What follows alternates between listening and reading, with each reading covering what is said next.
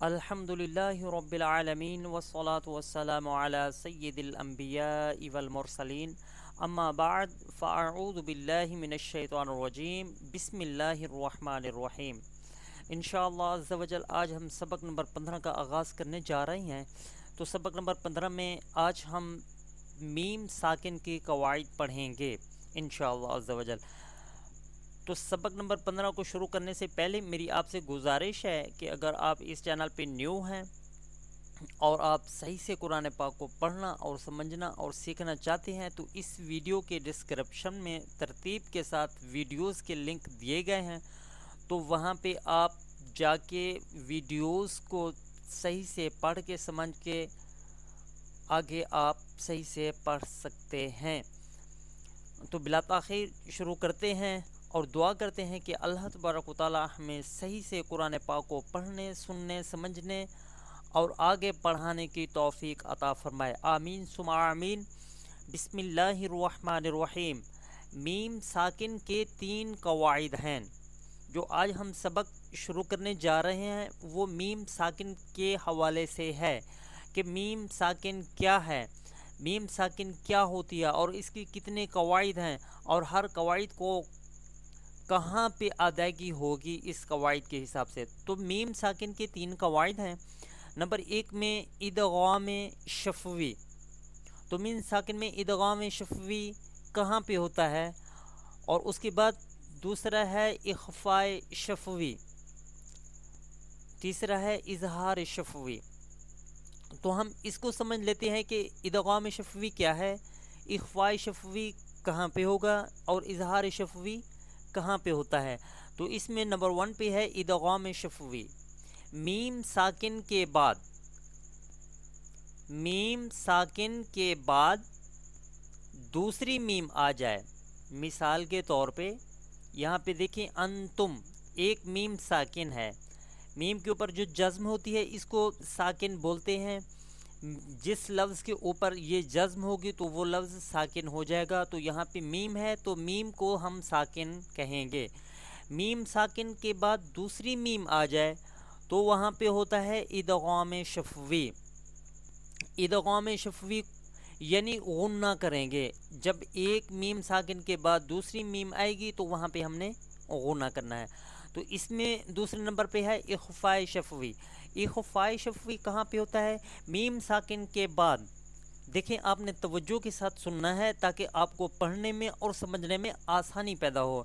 اخفاء شفوی کہاں ہو رہا ہے، اخفاء شفوی میں کہہ رہا ہے کہ میم ساکن کے بعد با آ جائے۔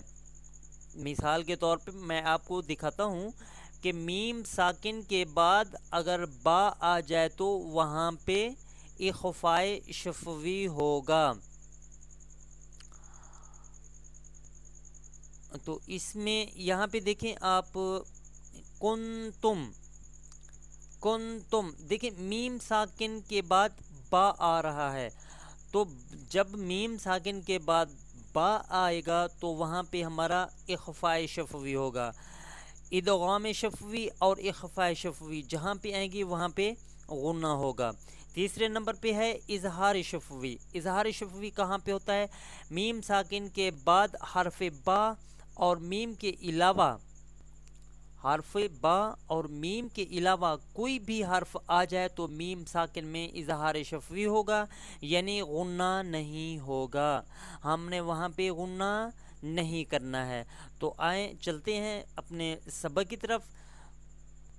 تو انشاءاللہ ہم پڑھیں گے، لفظ ہے انتم مظلمون، تو اس کا ہم ہجا کریں گے، حمزہ نون زبر ان، تا میم پیش تم۔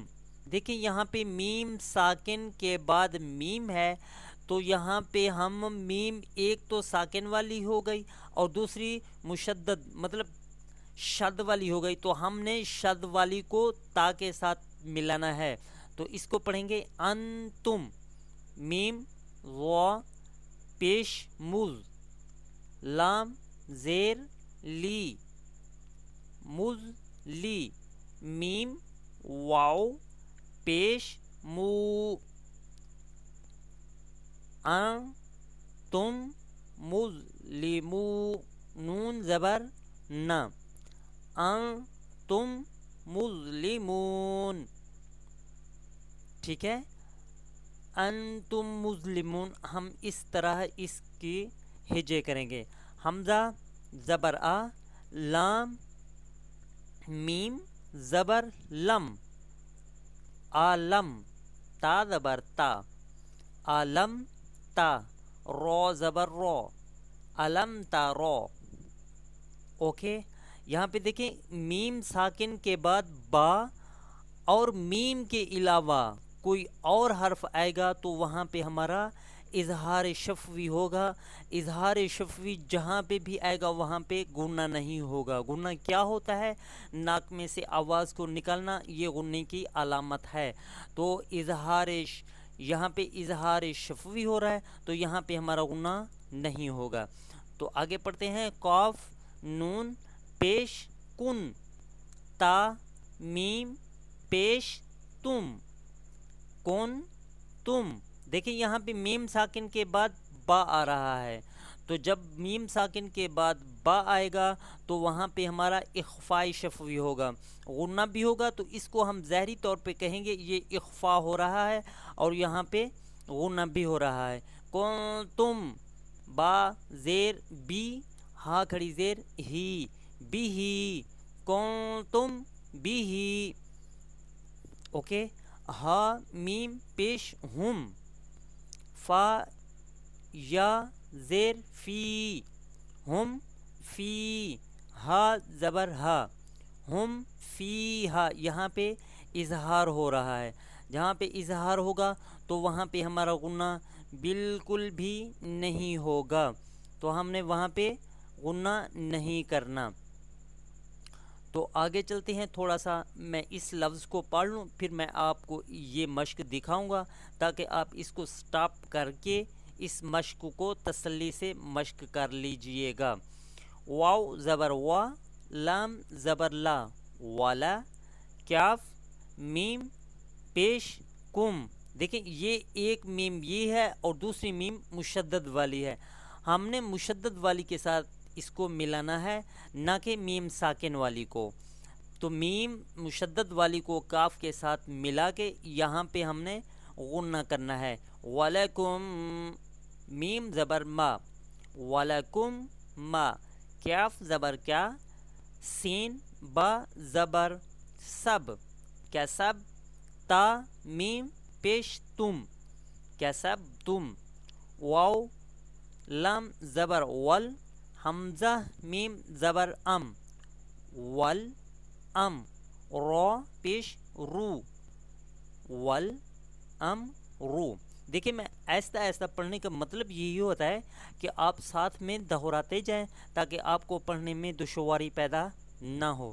تا الف زبر تا، یہاں پہ الف ساکن جب آتا ہے کسی بھی لفظ میں تو وہاں پہ اس لفظ کے اوپر جھٹکا دیا جاتا ہے، جیسے تا الف زبر تا، تا زیر تی، تا تی، ہا میم زیر ہم، تا تی ہم، با زیر بی، حمزہ کھڑا زبر آ، بی آ، یا زبر یا، بی آ یا، تا دو زیر تین، بی آ یا تین، تا تی ہم، بی آ یا تین، حمزہ میم زبر ام، واد کھڑا زبر و، ام و، تو الحمدللہ عز و جل آپ نے اس طرح اس مشق کو مکمل سے دیکھ لینا ہے۔ اس مشق کو یہاں پہ آپ روک کے اس مشق کو بالکل تسلی سے پڑھ لینا ہے۔ اگر اس مشق میں کہیں بھی آپ کو مسئلہ آ رہا ہو تو آپ کمنٹس باکس میں بتا سکتے ہیں، تو انشاءاللہ اس مسئلے کا حل نکال لیں گے انشاءاللہ عز و جل۔ تو دعا کرتے ہیں انشاءاللہ نئی ویڈیو کے ساتھ دوبارہ حاضر ہوں گے، تب تک کے لیے دعاؤں میں یاد رکھے گا۔ السلام علیکم ورحمۃ اللہ وبرکاتہ۔